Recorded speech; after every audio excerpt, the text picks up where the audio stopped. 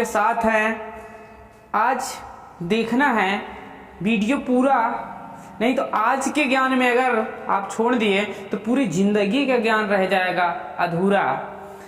आइए शुरू करते हैं। आज का टॉपिक होने वाला है शिक्षा पर, हॉस्पिटलाइजेशन पर, टूरिस्ट पर, इन सब पर आज का ये माहौल चल रहा है चुनाव का, आज पूरी बात होगी चुनाव के ऊपर। कहाँ वोट डालना है, कहाँ नहीं डालना है, आज पूरे डिसीजन यहीं पर ले लेना है। अगर आज डिसीजन नहीं ले पाए ना तो पूरी जिंदगी, मैं बता रहा हूँ, परेशान रहोगे। इसलिए डिसीजन लीजिए। आपके बच्चों की बात है, आपकी स्वयं की बात है। डिसीजन क्लियर लीजिएगा। तो शुरू करते हैं। सबसे पहले हम आज बात करते हैं अपने यूपी उत्तर प्रदेश का, क्योंकि मैं भी यूपी से ही हूं, तो मैं यूपी के ही बारे में आज बात करने वाला हूं। तो यूपी आज इतना बड़ा देश है, इतना बड़ा राज्य है, और इस राज्य में पॉपुलेशन बहुत ज़्यादा है। पॉपुलेशन ज़्यादा होने के बावजूद भी ये देश आगे नहीं बढ़ रहा है। यहाँ पर हमारे राज्य में जितने भी भारत के प्रधानमंत्री हुए, उनमें से अधिकतर प्रधानमंत्री जैसे पंडित जवाहरलाल नेहरू, आजाद, ये सब मतलब जो वीर पुरुष हुए, ये सब कहाँ से हुए? अपने यूपी से ही हुए हैं। बहुत सारे प्रधानमंत्री बने हैं, बहुत सारे लोग यहाँ से निकलकर कवि बने हैं, सूरदास, तुलसीदास, ये सब कहाँ से हैं? यूपी से हैं। हरिवंश राय बच्चन कहाँ से हैं? यूपी से हैं। हर जगह जब यूपी आगे है तो आज यूपी की शिक्षा इतनी पीछे क्यों है? सरकार को यूपी की शिक्षा पर ध्यान देना है। जो शिक्षा पर ध्यान दिया है उसे भिक्षा मांगने की कभी जरूरत ही नहीं पड़ेगी। आज बस शिक्षा पर बात करते हैं। हमारे यहाँ की शिक्षा क्या है?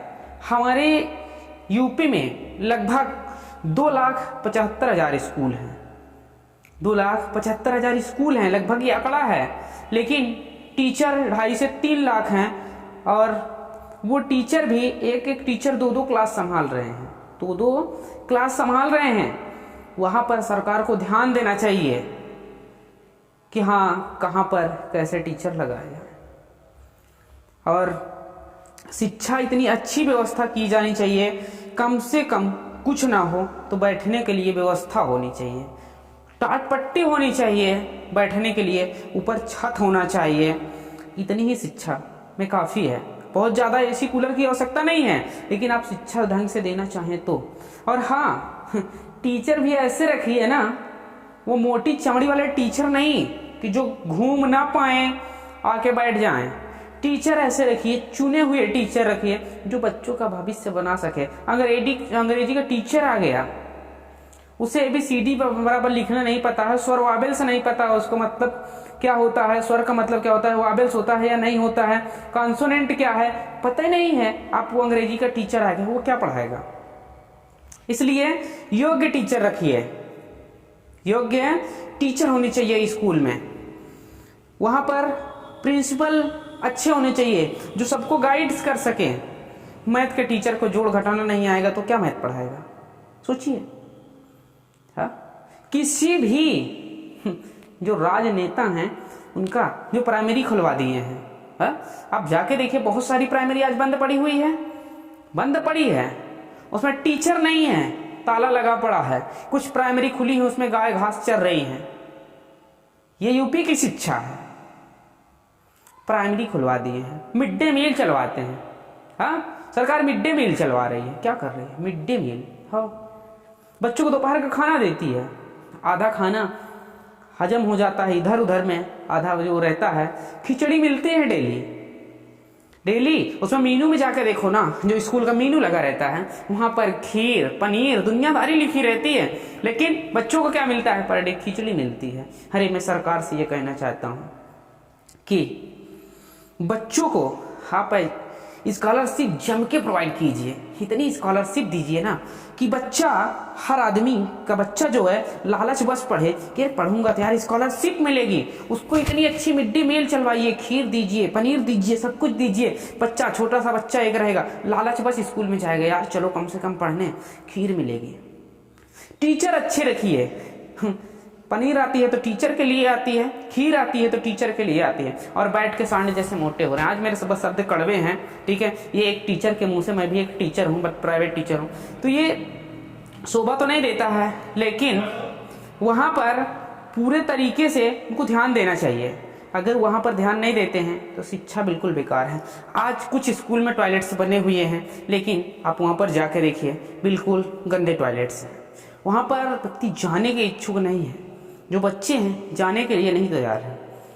अब शिक्षा को यहीं क्लोज करते हैं, बात करते हैं हॉस्पिटल के। हमारे यूपी में कितने हॉस्पिटल हैं?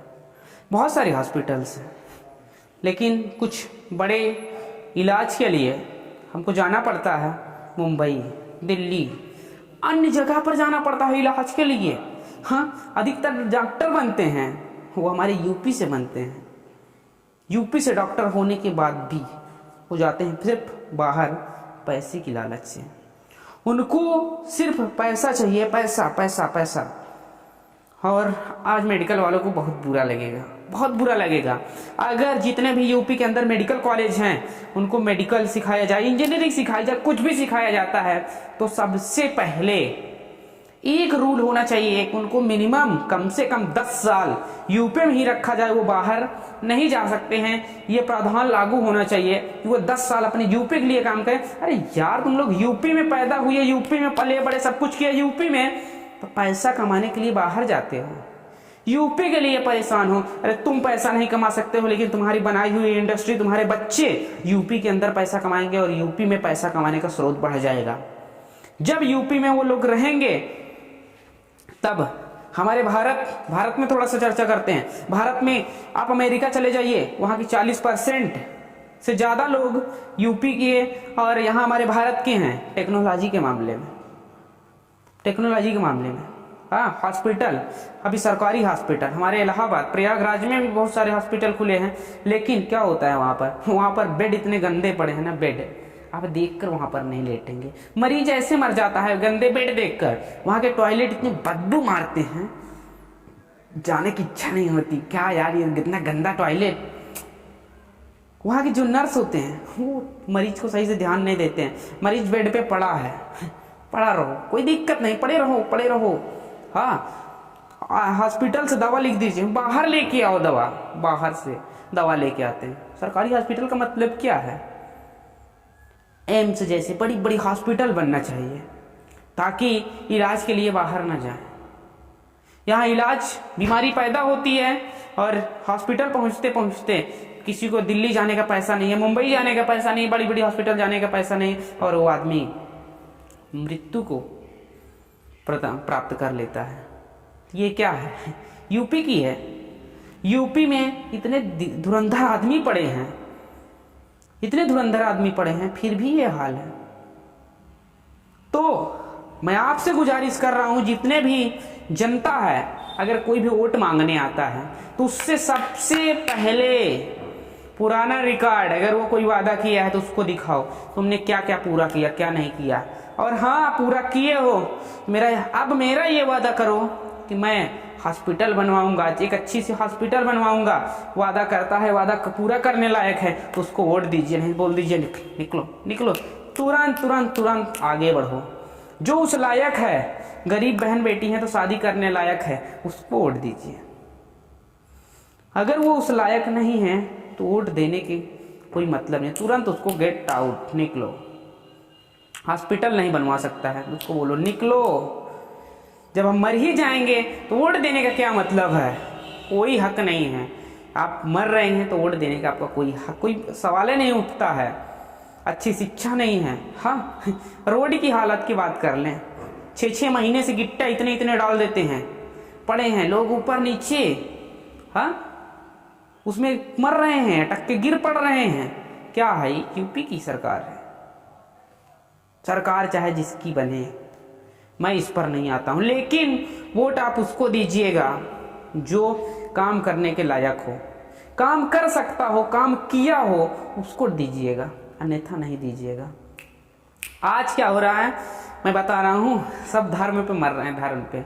मैं राम मंदिर कृष्ण मंदिर, अरे राम कृष्ण पे, धर्म पे ही मर रहे हो ना, तो धर्म पे पैसा कमाना। यूपी वालों को पैसा कमाना सिखाइए। आज यूपी का मजदूर क्या है, आप मुंबई के अंदर चले जाइए, दिल्ली के अंदर चले जाइए, राजस्थान चले जाइए, हर जगह चले जाइए, जहां भी जाएंगे वहां पर 90% मजदूर अपने यूपी के मिलते हैं। तो ये यूपी इतना बड़ा है, इतना पॉपुलेशन वाला देश है, इतने टेक्नोलॉजी बिल्ड करने वाले आदमी हैं, तो यहाँ पर क्यों ना कोई फैक्ट्री लगाई जाए, कोई इंडस्ट्री लगाई जाए। आपको मैं एक रहस्य बता रहा हूँ, यूपी का मजदूर यूपी का रॉ मटेरियल्स जाता है दूसरे राज्य में बन करके फिर यूपी में ही बिकता है। क्या है यह लीला सरकार की? यूपी में ही बिकता है क्या? हो क्या रहा है ये? क्यों? क्या मेरे देश में, मेरे राज्य में, इस यूपी में जगह नहीं है फैक्ट्री लगाने की जो मैं दूसरे देश में काम करने के लिए जाऊं? यूपी में मैं जब से पैदा हुआ हूं देख रहा हूं बहुत सारी फैक्ट्री आई। मैं अपने प्रतापगढ़ क्षेत्र में रहता हूं, बहुत सारी फैक्ट्री आई और चली गई। कोई फैक्ट्री चल क्यों नहीं पा रही? इसका रीजन क्या है? रीजन क्या है भाई, क्यों नहीं चल रही है? तो आपको ये सब चलाना पड़ेगा। और आगे अगर आप कुछ नहीं किए हैं, अपने बच्चों का भी उज्जवल भविष्य बनाना चाहते हैं, तो आपको इस महायज्ञ में बलिदान देना पड़ेगा, आहुति देने पड़ेगी, उतरना पड़ेगा, तब आप आगे बढ़ा सकते हैं। अगर आप मंदिर मस्जिद पर चर्चा कर रहे हैं, राम मंदिर है, दुनिया भर की चीजें हैं। यूपी के अंदर आगरा जैसे ताजमहल है पूरा। काशी बनारस की आरती, फेमस आरती आप देखे होंगे। अयोध्या का राम मंदिर, सब कुछ तो है। और मजे की बात यह है कि जितने भी महापुरुष जन्म लिए, भगवान के रूप में जन्म लिए, सब यूपी में जन्म लिए। राम जी को ले लीजिए, कृष्ण जी को लीजिए, तुलसीदास, सूरदास, ऐसे यहाँ पर आदमी लोग जन्म लिए इस पावन पवित्र भूमि पर। धर्म के नाम पे अगर आप मर रहे हैं ना, तो मैं बता रहा हूं धर्म पे भी पैसा कमाया जा सकता है, धर्म के नाम से नहीं। धर्म अगर आप धर्मस्थल ही बनवा रहे हैं, धर्मस्थल से ही पैसा कमाया जा सकता है। धर्मस्थल बना हुआ है, आप वहां पर एयर की सुविधा कीजिए, एरोप्लेन की सुविधा कीजिए, रेलवे की सुविधा कीजिए। जब आप वहां पर सारी सुविधा रखेंगे, अगर ये सुविधा सब किए हैं, तब आप उनको वोट दीजिए। अगर वो सुविधा नहीं किए हैं तो कोई मतलब नहीं है। एरोप्लेन की सुविधा रहेगी, बाहर से, विदेश से अयोध्या देखने के लिए, वाराणसी देखने के लिए विदेश से एरोप्लेन भर भर के लोग उतरेंगे और देखेंगे। देखने के बाद अगर वहां कोई व्यक्ति एक अगरबत्ती का दुकान रखेगा ना, वो भी दिन का 1000-2000 कमा सकता है, बाहर जाने की जरूरत नहीं है। कोई माचिस बेचेगा ना, 2-4-5 बंडल माचिस बेचेगा, 10-20-50 तो कमा सकता है। अपने ये मैं बात कर रहा हूं हमारे ही एरिया के हौदेश्वर नाथ धाम पर। यहाँ विकास किया जाए, विकास अगर किया जाए तो यहाँ भी लोगों को कमाने का मौका मिलेगा, आप और धर्म आज क्या हो क्या रहा है पता है? आप किसी भी मंदिर के सामने चले जाइए, कहीं भी अगर आप जाते हैं, वहां पर रियलिटी ये है कि बाहर निकलिए ना, भिखारियों की भीड़ लग जाती है। तो क्या ये हमारा देश, हमारा ये राज्य भिखारियों का राज्य है? आप बाहर जाइए, वहां पर देखिए पूरी भिखारी की लोग लाइन लगा लेते हैं। इतना तो नीचे नहीं हो चुका है कि यहाँ पर भिखारियों के लिए लाइन लगाई जाए? लोग रोड पर सो रहे हैं, साधु संत रोड पे सो रहे हैं। क्या है कि सब पर जो ध्यान दे रहा हो वोट उसको दीजिए। अगर आप फर्जी लोगों को वोट दिए तो समझ लीजिए आपका पत्ता साफ। टूर से भी पैसा कमाया जा सकता है, जहाँ पर हर जगह से सिर्फ जो आपके कोई 10, 20, 50, 100, 200, 500 देकर अगर आपको वोट लेता है, तो वहाँ पर आप समझ लीजिए पूरे तरीके से बर्बाद हो रहे हैं। और अगर आप उनसे पैसा मत मांगिए, काम बढ़ावा दीजिए, काम को बढ़ावा दीजिए। उनसे बोलिए कि काम को बढ़ावा दीजिए, हम पैसा स्वयं पैदा कर लेंगे, इतने हमारी बाहों में क्षमता है कि मैं ऐसा पैसा स्वयं पैदा कर सकता हूँ। इसलिए काम मांगिए, उनसे काम बोलिए, इंडस्ट्री लगाएं, बड़ी बड़ी इंडस्ट्री। अगर आप बड़ी बड़ी इंडस्ट्री लगा सकते हैं, कुछ भी कर सकते हैं, तब वोट तो आपको मिलेगा। जो भी व्यक्ति तैयार होता है इंडस्ट्री लगाने के लिए, क्या यूपी में जगह नहीं है जो बाहर जाके इंडस्ट्री लगाएं? सब कुछ है। तो ऐसी जगह पर उन आदमियों को वोट दीजिए। मैं किसी पार्टी की बात नहीं कर रहा हूं, सिर्फ सच्चाई की बात कर रहा हूं। अगर आपको सच्चाई जहां दिखे आप वहां वोटिंग कीजिएगा। जो आपके बच्चों के भविष्य बना सके वहां वोटिंग कीजिएगा।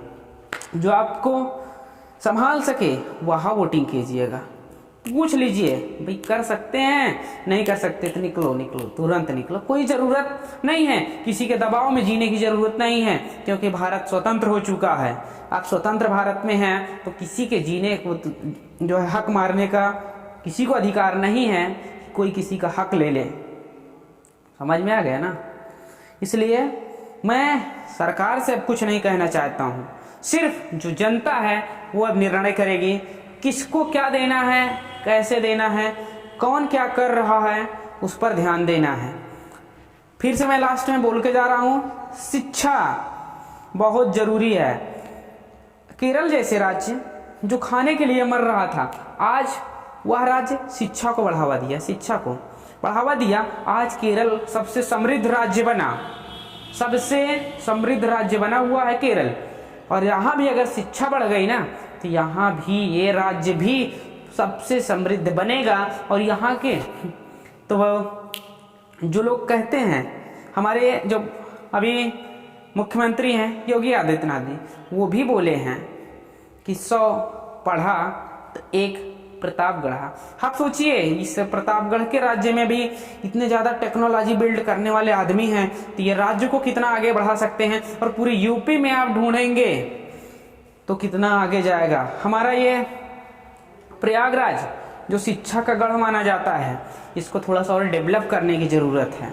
डेवलप करें, ये राज्य नंबर 1 राज्य बनेगा, नंबर 1 राज्य बनेगा। और धीरे धीरे ये पूरे राज्य में बहुत ज़्यादा विकास होगा। इंडस्ट्री लगाई जाए, हर कुछ किया जाए, तभी हो सकता है, अन्यथा नहीं हो सकता है। इसलिए अब वोट बहुत सोच समझ कर दीजिएगा। बस इसी के साथ फिर मिलते हैं नेक्स्ट वीडियो में। तब तक के लिए आप सभी को वीडियो देखने के लिए बहुत बहुत धन्यवाद। चैनल को सब्सक्राइब कीजिएगा। और मैं आज बता रहा हूँ, वीडियो को ज़्यादा से ज़्यादा शेयर कीजिएगा ताकि हर आदमी तक यह वीडियो पहुँच सके और हर आदमी अपने हक के लिए खड़ा हो सके और लड़ सके। बस सभी से यही कहना है कि वीडियो को इतना शेयर कीजिएगा कि वोटिंग से पहले ये वीडियो हर आदमी तक पहुंचना चाहिए, हर आदमी तक पहुंचना चाहिए। ये चाहे गुजारिश समझिए, कुछ भी समझ सकते हैं आप, लेकिन ये वीडियो हर जगह पहुंचाना है। वोट कहाँ डालना है ये सबको बताना है।